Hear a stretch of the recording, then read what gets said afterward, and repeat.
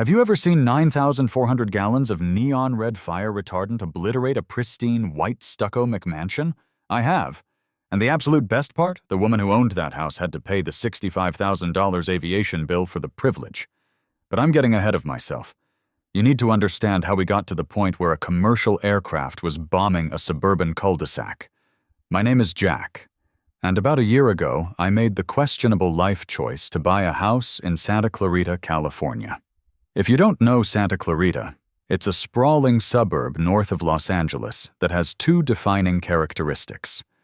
First, it is essentially a giant tinderbox surrounded by dry brush that catches fire if someone looks at it too aggressively. Second, it is entirely controlled by homeowner associations that operate with the ruthless efficiency of a paramilitary organization. I bought a property at the very edge of an HOA called Whispering Pines. It was a great house.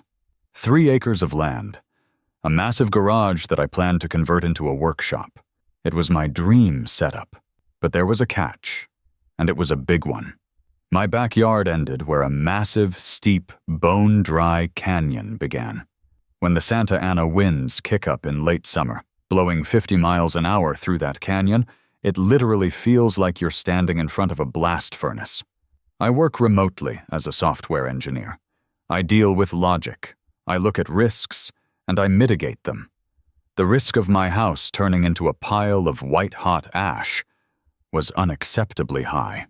I wasn't about to rely on a garden hose and thoughts and prayers. So I did what any logical, mildly paranoid homeowner would do. I hired a local contractor to build me a fortress. His name was Mike. Mike was a guy who looked like he chewed gravel for breakfast and communicated mostly in grunts and sarcastic sighs. "So," Mike said on a Tuesday morning, looking out over the canyon edge with a clipboard in his hand. "You want to put the big boys right here? Right on the property line?" "That's the plan," I told him. "I want the whole hillside covered. If a spark flies over that ridge, I want this yard wetter than a water park." Mike chuckled, a raspy sound that turned into a slight cough. "I like your style, kid. But you know you live in Whispering Pines, right? The HOA here is legendary. They fined a guy 3 blocks over last month because his mailbox was 2 inches too tall. You're talking about putting industrial equipment in plain view."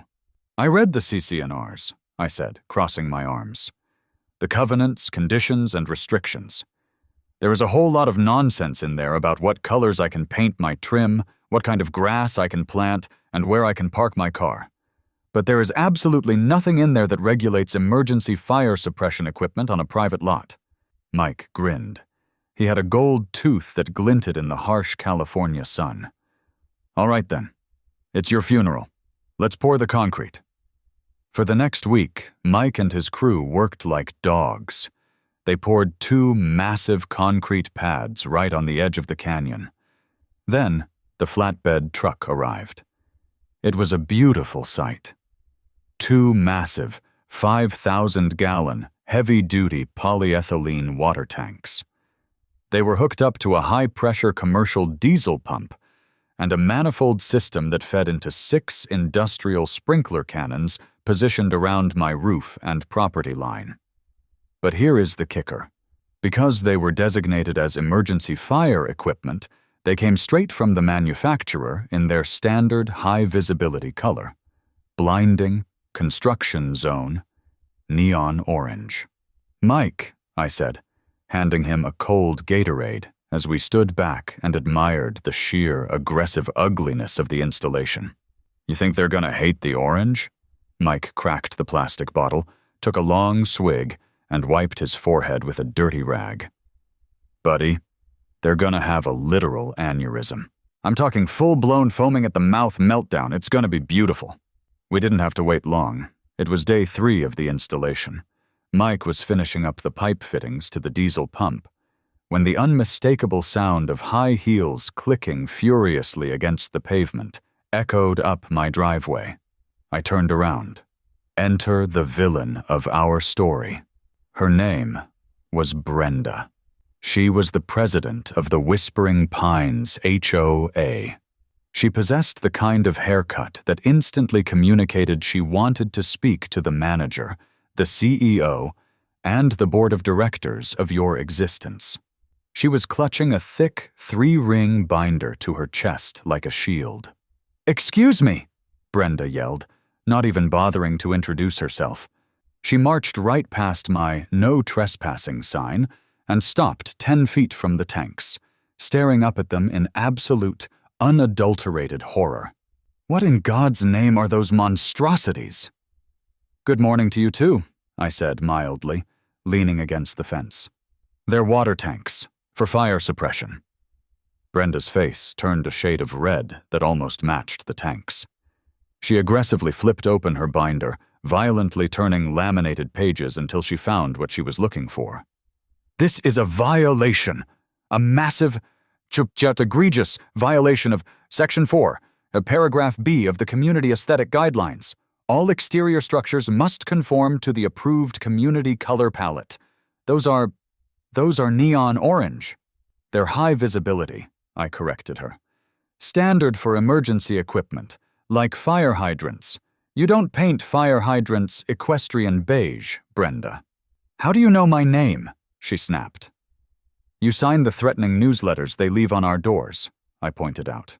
"Look, Brenda, I live on the edge of a tinderbox. I'm protecting my property." "You are destroying property values," she shrieked, pointing a manicured finger at my chest. "This isn't an industrial park. You will paint them desert sand or you will remove them. You have 24 hours. "No," I said simply. Brenda blinked. It was as if the word had simply failed to process in her brain. "Excuse me?" "No," I repeated. Slower this time. "I'm not painting them, and I'm not removing them. They are life safety equipment. Have a great day, Brenda." She left, hyperventilating with rage, her heels clicking like a machine gun as she stormed back down my driveway. Mike popped his head out from behind the pump, grinning ear to ear. Well, that went well. The war had officially begun. 2 days later, the first letter arrived in the mail. It was a formal notice of violation, printed on thick, expensive paper. It came with a $100 fine for unapproved aesthetic structures. I laughed, folded it into a paper airplane, and threw it into the recycling bin. The next day, another letter. Another $100 fine. I ignored it. I ignored the next 5, too. My tanks were fully operational, mixed with a healthy dose of Check fire retardant for good measure, and I slept soundly, knowing I wouldn't burn to a crisp. By the end of the second week, Brenda realized her fines were doing absolutely nothing. She couldn't tow the tanks like she could an illegally parked car. She couldn't paint them herself without trespassing. So she did what people like Brenda always do when their hollow authority is challenged. She escalated. She called the cops. It was a Saturday morning. I was drinking coffee on my patio when a black and white sheriff's cruiser rolled up the driveway. A deputy stepped out. He looked tired. He looked like a guy who had spent his entire morning dealing with stolen bicycles and noise complaints. I walked out to meet him. "Morning, officer. Can I help you?" "Deputy Miller," he said, adjusting his duty belt. He pulled out a small notepad. "I got a call from a Ms. Brenda Stokes. She claims there is an illegal, toxic industrial waste dump operating on this residential property." "Mind telling me what's going on?" I literally laughed out loud. I couldn't help it. "Toxic waste dump? Seriously?" I motioned for the deputy to follow me. "Come take a look, man." I led him to the backyard. Deputy Miller stopped, pushing his sunglasses up his nose as he took in the massive orange tanks. "Well," Miller said slowly, "those sure are bright." "Fire suppression," I explained. "We back right up to the canyon. They're filled with water and standard environmentally safe fire retardant. I have all the permits from the city right here." I pulled the folder I had prepared specifically for this moment and handed it to him.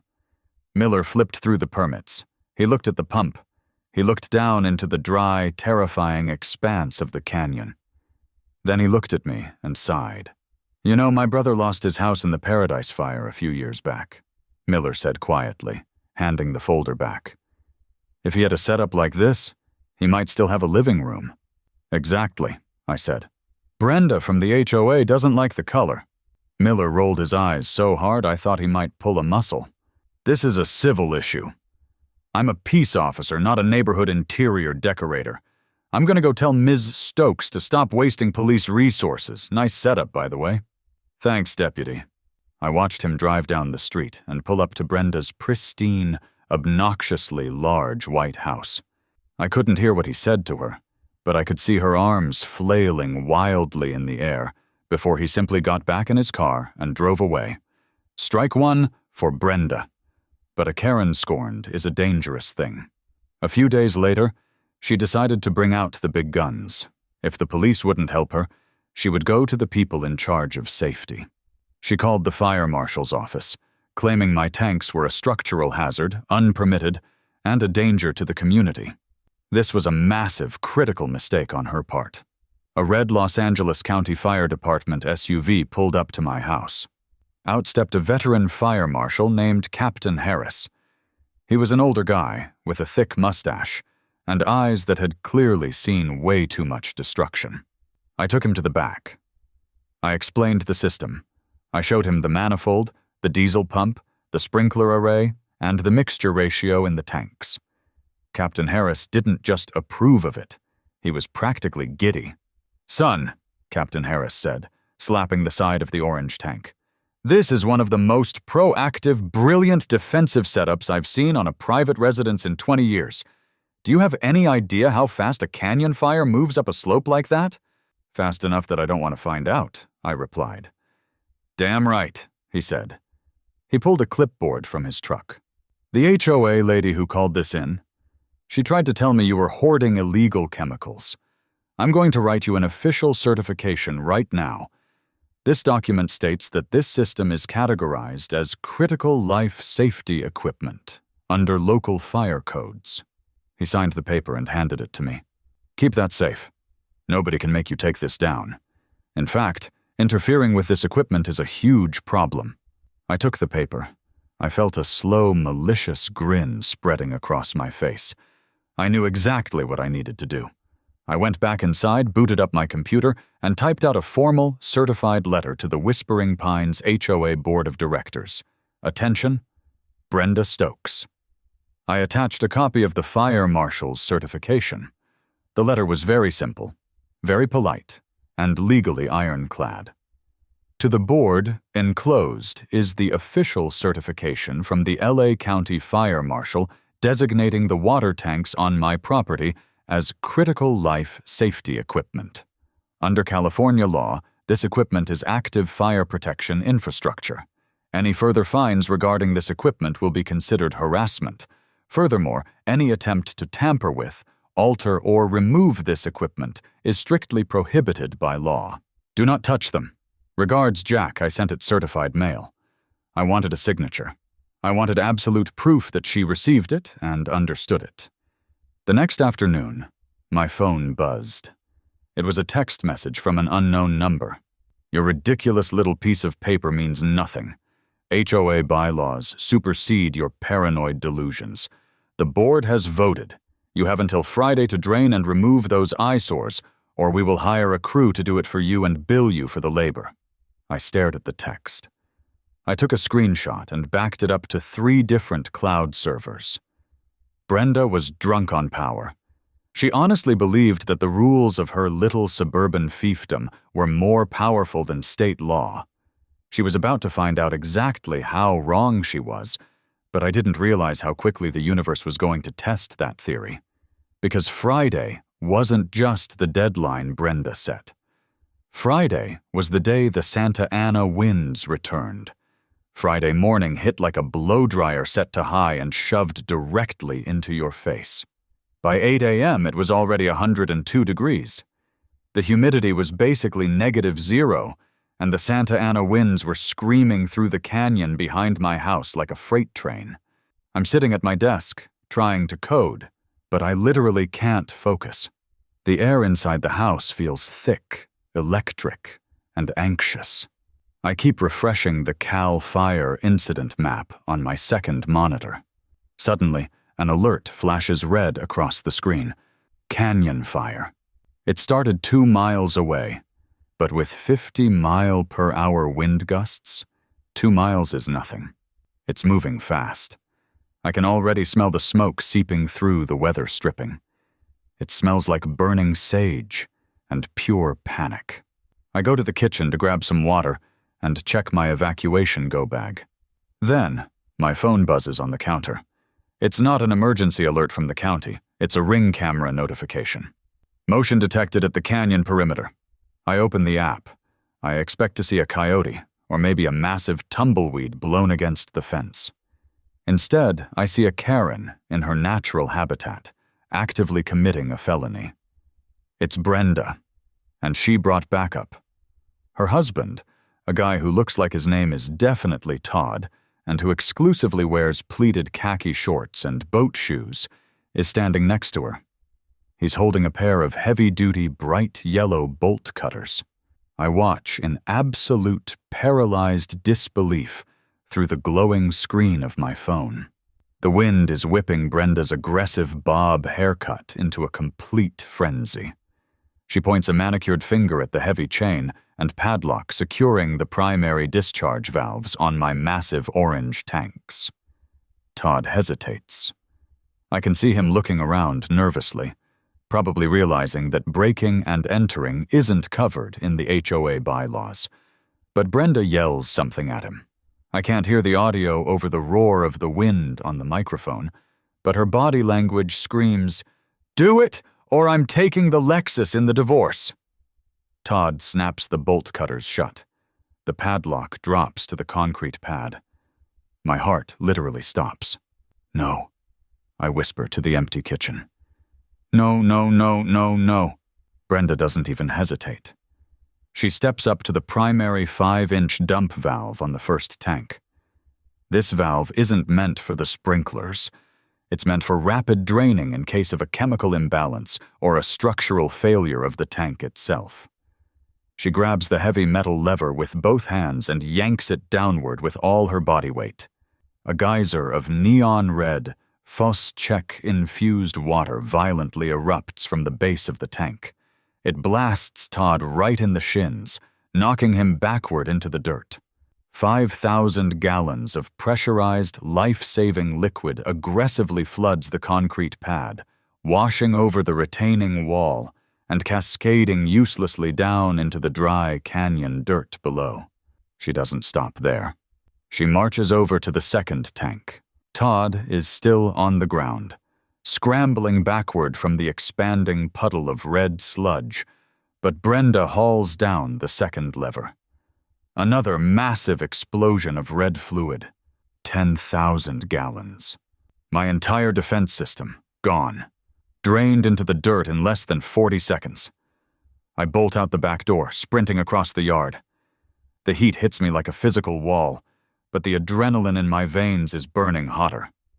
"Brenda, what did you just do?" I scream. The wind almost swallows my voice, but she hears me. She turns around. She is covered from the knees down in sticky red retardant. She looks like she just waded through a crime scene, but her face is twisted into a mask of pure, unadulterated, triumphant smugness. "I am abating a nuisance," she shouts back, crossing her arms. "I warned you, Jack. The board voted. You refused to comply, so we took action to remove the unauthorized aesthetic violation from the community view." I reach the tanks. They are completely empty. The diesel pump is useless. The sprinkler manifold is bone dry. "You drained 10,000 gallons of fire retardant into the canyon," I yell, gesturing wildly at the massive red mudslide she just created on the hillside. "During an active red flag warning. And I'll be issuing a separate fine for the environmental mess you just caused," she snaps, waving her clipboard at me as if it's a magic wand that protects her from the consequences of reality. "Clean this up by tomorrow, or we hire a hazmat crew and bill you." Todd finally gets up, looking miserable, damp, and highly regretful. Come on, Bren. Let's just go. I look past them. Over the ridge of the canyon, the sky is no longer blue. It is a bruised, terrifying, apocalyptic shade of purple-gray. A massive plume of thick, churning black smoke is rising over the hill, moving aggressively fast. The smell of burning brush is suddenly overwhelming. Ash, white and flaky like dirty snow, begins to drift down around us. You didn't abate a nuisance, Brenda, I say, my voice dropping to a dead, icy calm despite the roaring wind. You just bought yourself a felony. Oh, please, she scoffs, turning on her heel. See you at the next board meeting. She stomps away, leaving a trail of wet red footprints across my yard. I don't have time to chase her. I don't have time to argue, because as I watch her leave, a massive 30-foot wall of solid orange flame crests the ridge of the canyon. The fire isn't 2 miles away anymore. It's here. It sounds like a jet engine warming up in my backyard. The radiant heat coming off the canyon wall is instantaneous and completely suffocating. The dry chaparral ignites like gasoline. It's moving up the slope directly toward my property line. My empty, useless tanks are standing there like bright orange tombstones. I have zero ground defense. The local fire departments are stretched completely thin. The scanner app on my phone says they are desperately trying to protect a hospital 3 miles west. They aren't coming to Whispering Pines. I run back into the house. The smoke alarms are already chirping from the ash drifting through the window screens. I have 4 minutes. Maybe 5 before the embers hit my roof and the house goes up like a matchstick. I pull out my phone. I bypass 911 entirely. I open a locked note app and dial a 1-800 number that I pay an exorbitant amount of money to have access to. Let me explain something about living in a high-risk fire zone in California. Standard homeowners insurance won't touch you. You have to get specialized, high-risk policies. And because I have a valuable property and a remote server rack worth more than my car sitting inside my house, I opted for the Platinum tier. My policy includes a very specific, very expensive contingency rider: Private Aerial Fire Suppression Authorization. If my property is in imminent catastrophic danger and local ground resources are unavailable or, crucially, compromised, I am legally authorized to trigger a private aviation strike. The phone rings twice. AeroGuard Solutions dispatch. A crisp, calm voice answers. Code Red Authorization, I bark, reading my policy number off the screen as fast as I can. Location is Sierra Charlie 9er.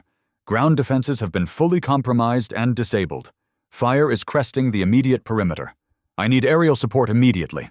There is a 3-second pause. I hear furious typing on a mechanical keyboard. Authorization confirmed, sir, the dispatcher says. We have a DC-10 air tanker currently fully loaded and diverted from the main line, holding pattern 6 miles from your coordinates. Be advised, deployment cost for a VLAT drop is flat rated at $65,000. Do you authorize this charge? I authorize it. Drop the payload. Copy that. Tanker 9-1-0 is inbound. ETA is 3 minutes. Evacuate the drop zone immediately. I repeat, do not remain on the property. The drop will be violent. I hang up. I grab my laptop, my fireproof lockbox with my hard drives, and my car keys. I sprint out the front door, throwing my stuff into the passenger seat of my car. But I don't drive away. I run up the street, putting about 200 yards between me and my house. The street is in total chaos. Neighbors are running outside, pointing at the massive column of smoke towering over my roof. The flames are now clearly visible from the cul-de-sac, licking at the top of the canyon ridge, preparing to roll right over my back fence and consume the neighborhood. And standing at the end of her pristine driveway, right next door to my house, is Brenda. She is screaming into her cell phone, demanding the fire department come save her house. Her brand-new pearl-white BMW is parked in her driveway. Her prize-winning immaculate white rose garden is trembling in the hot wind. She sees me and glares. "This is your fault!" she shrieks over the roar of the approaching fire. "Your stupid tanks attracted the fire!" I don't even have the energy to explain how incredibly stupid that sentence is. I just point up at the sky. "Brenda!" I yell. "You might want to get inside." The sky suddenly darkens. It's not smoke. It's a shadow the size of a commercial airliner. The noise hits us a second later. It is a deafening, chest-rattling roar that vibrates directly into my teeth. It sounds like the sky is splitting open. Coming over the top of the canyon, flying absurdly, terrifyingly low, is a massive McDonnell Douglas DC-10 jet aircraft. It's painted white, with bright red numbers on the tail. It is so close to the ground, I can literally see the rivets on the fuselage and the massive landing gear doors. It is a flying leviathan, screaming directly over my roof. For a split second, the entire neighborhood freezes. Brenda drops her phone. Her jaw hangs open. Then, the belly of the plane opens. Have you ever seen a waterfall of blood? Because that's exactly what it looked like. 9,400 gallons of heavy, thick, neon red Phos-Chek fire retardant drops from the sky in a single, devastating, glorious payload. The drop hits the canyon ridge like a bomb going off. The concussive force of the liquid hitting the ground literally shakes the pavement under my feet. A massive, towering cloud of red mist explodes upward, violently suffocating the 30-foot flames instantly. The fire is just gone, erased by a tidal wave of red chemical sludge. But the plane was moving fast, and the drop radius of a very large air tanker is massive. The payload continues forward, carrying on the momentum of the jet. The red wave washes completely over my backyard. It coats my roof. It blasts over my driveway, and it keeps going, right onto Brenda's property. I watch in absolute awe as a solid sheet of neon red, sticky, industrial-grade fire retardant slams into Brenda's pristine white stucco house. It hits her roof and splatters violently outward. It absolutely coats her pearl-white BMW, turning it into what looks like a giant cherry popsicle. It annihilates her prize-winning white rose garden, snapping the stems and burying the delicate petals under inches of red goo. And Brenda? She didn't move fast enough. The outer edge of the mist blasts her straight in the face. She is knocked backward onto her perfectly manicured, now crimson lawn. The jet roars away, banking hard to the left and disappearing into the smoky sky. The silence that follows is deafening. The roar of the fire is gone. The wind is just wind again. I stand in the middle of the street, completely untouched, blinking through the gently falling red mist. My house looks like it was murdered. It is dripping in red sludge. The driveway is a literal red river. But Brenda's house is a masterpiece of malicious compliance. She sits up slowly from the lawn. Her hair is plastered to her skull with red slime. Her expensive beige blouse is ruined. She slowly wipes a thick gob of Phos-Chek from her eyes. She looks around at her red house, her red car, and her red flowers. She opens her mouth, and a scream of pure, unfiltered agony echoes through the cul-de-sac. I pull my phone out of my pocket. I hit record. I have a feeling I'm going to need this for the courtroom. I literally just stood there for a solid minute, letting the absolute absurdity of the situation wash over me, along with the faint, metallic smell of the Phos-Chek. I mean, you can't script this kind of karma. It's like the universe saw Brenda's unhinged HOA entitlement and said, "You know what? Let's drown it in neon red industrial slime." Brenda was still on her lawn, scraping red goo off her face and screaming like she was being actively abducted by aliens. Todd was nowhere to be seen. I guess he took one look at the incoming DC-10 and made the executive decision to sprint in the opposite direction. Honestly, smart guy. Probably the first smart thing Todd has done in his entire marriage. By this point, the rest of the neighborhood had completely poured out of their houses. People were standing in the street, coughing on the lingering smoke, just staring in absolute stunned silence at the Jackson Pollock painting that used to be our two properties. My house was completely saturated, dripping thick red sludge from the gutters. But Brenda's house? Oh man, it was a masterpiece. The pristine white stucco was aggressively stained. Her windows were completely opaque with red chemical film, and her BMW looked like it had been brutally murdered. Then, the sirens started. It wasn't just one siren. It sounded like the entire LA County emergency response fleet was descending on our little cul-de-sac. 2 heavy fire engines, a battalion chief's SUV, and 3 black and white sheriff's cruisers came screaming around the corner, lights flashing through the lingering smoke and ash. They were expecting to find a massive raging canyon fire consuming the block. Instead, they found me, standing casually in the street holding my phone, and a furious red-soaked Karen having a total psychological breakdown on her front lawn. The fire trucks screeched to a halt. Firefighters in full turnout gear started jumping out, unspooling hoses, looking frantically for the flames. But there were no flames. The canyon was just a smoking, red-coated crater. The fire had been utterly annihilated. Deputy Miller, the exact same exhausted cop from earlier in the week, stepped out of the lead cruiser. He took his aviator sunglasses off, squinting through the smoke. He looked at the canyon. He looked at my dripping red house. He looked at Brenda's dripping red house. "What in the actual hell happened here?" Miller muttered, loudly enough for me to hear him over the idling diesel engines of the fire trucks. Brenda saw the badge and literally lost her mind. She scrambled to her feet, her red-stained high heels slipping on the wet pavement, and sprinted toward Deputy Miller like a heat-seeking missile of pure entitlement. "Officer! Officer, arrest him! Arrest him right now!" she shrieked, pointing a shaking, red-coated finger directly at my face. She looked like a deranged ketchup bottle. "He did this! He orchestrated a targeted chemical attack on my property! Look at my house! Look at my car! He called in a bomber! He tried to kill me!" Deputy Miller physically took a step back, holding his hands up defensively.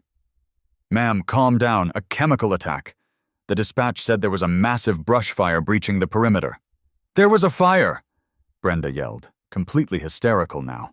"And instead of using a hose like a normal person, this psychopath called in an airplane to drop toxic waste all over my home because I issued him a fine. It's premeditated vandalism. It's terrorism." I honestly couldn't hold it in anymore. I started laughing. Not a quiet chuckle, but a full, deep belly laugh. The battalion chief, a tall, serious-looking guy with a soot-stained face, walked over. He pointed up at the red sludge dripping from the telephone poles. "That's fausse check. A Vilat drop. Who the hell authorized a DC-10 over a residential neighborhood?" "I did, Chief," I said, stepping forward. I held up my hands, which were remarkably clean compared to Brenda. Private aerial contingency clause through my high-risk insurance policy. The fire was cresting the ridge. We had 0 ground defense, and your guys were, I assume, tied up at the hospital fire on the west side. The chief stared at me. "You have private aviation clearance?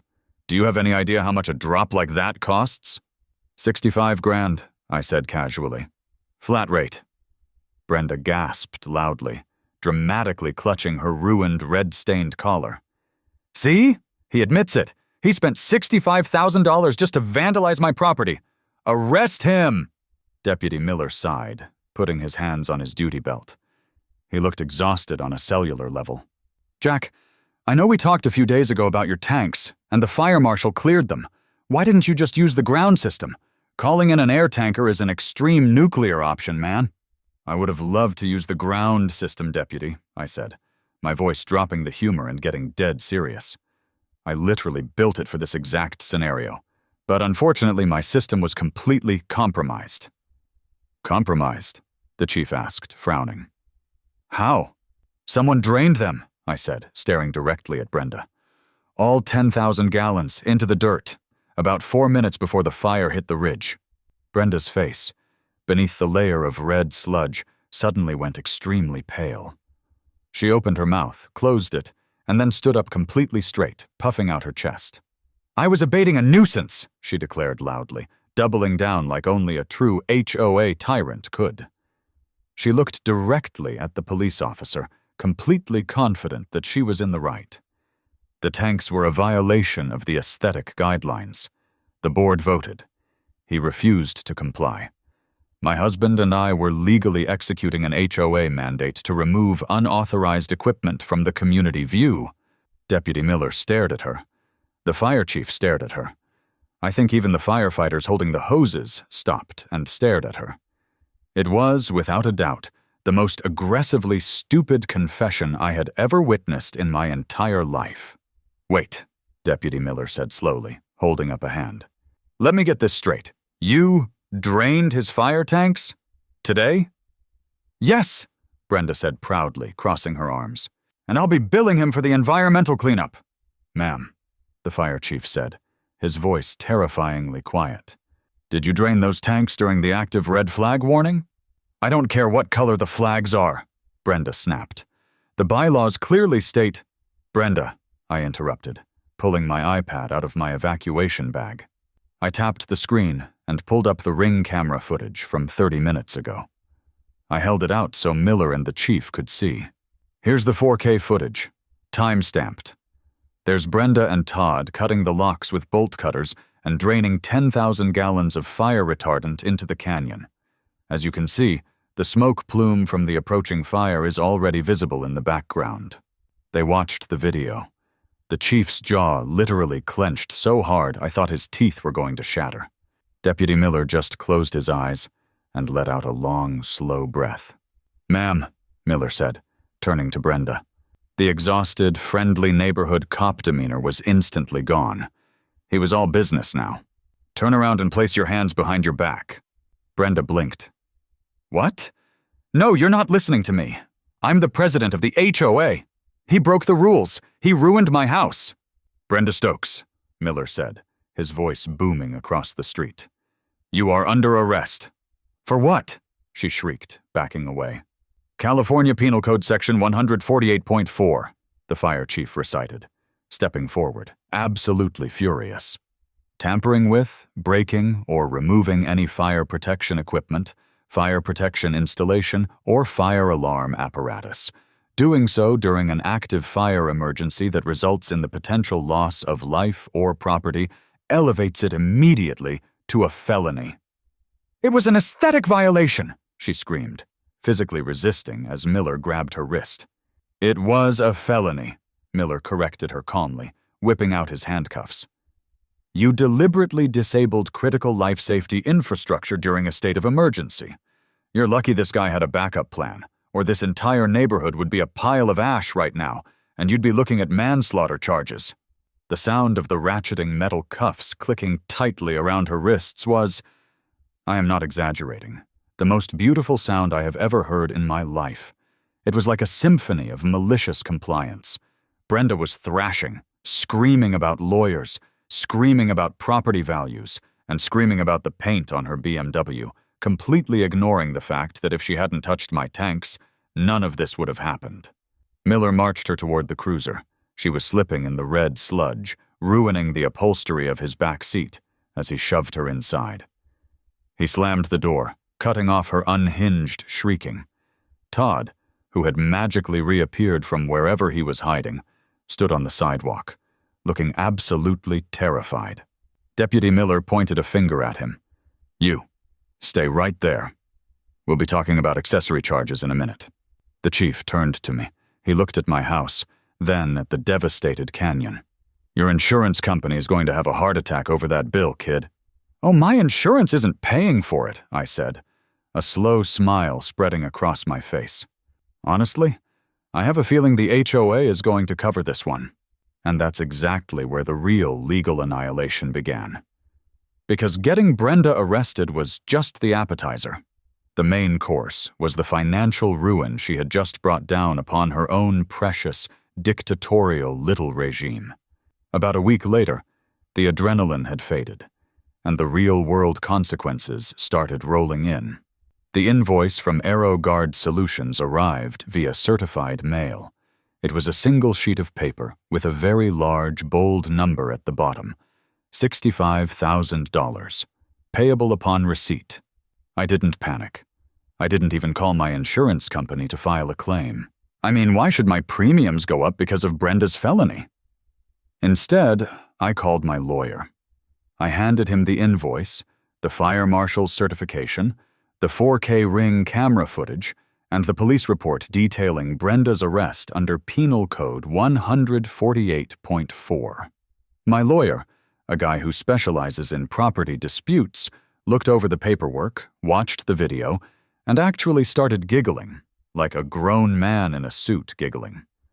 "Jack," he said, tapping the invoice, "are you familiar with California Health and Safety Code Section 13,009? "I guess not," I said. "Enlighten me." "It is a strict liability statute," he explained, leaning back in his leather chair.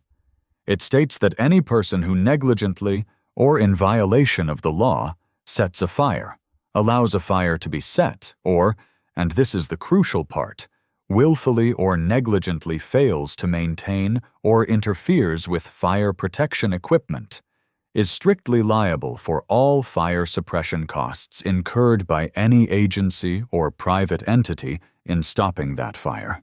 I felt a chill go down my spine. "Meaning?" "Meaning," my lawyer grinned, "because Brenda willfully and illegally disabled your primary fire suppression system during an emergency, she legally assumed total financial responsibility for the alternative methods required to stop the fire, including the $65,000 jet you had to call in. Can she even afford that?" I asked.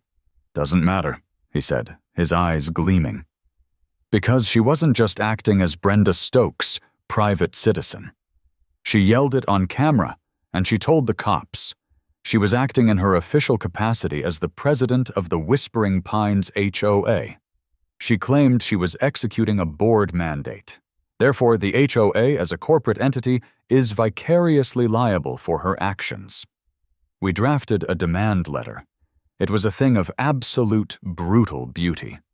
We attached the $65,000 invoice, the police report, and a detailed breakdown of Health and Safety Code 13,009. We demanded immediate payment in full from the HOA's operating account, plus an additional $20,000 in damages for the destroyed tanks, the wasted FOS check, and the cleanup of my property.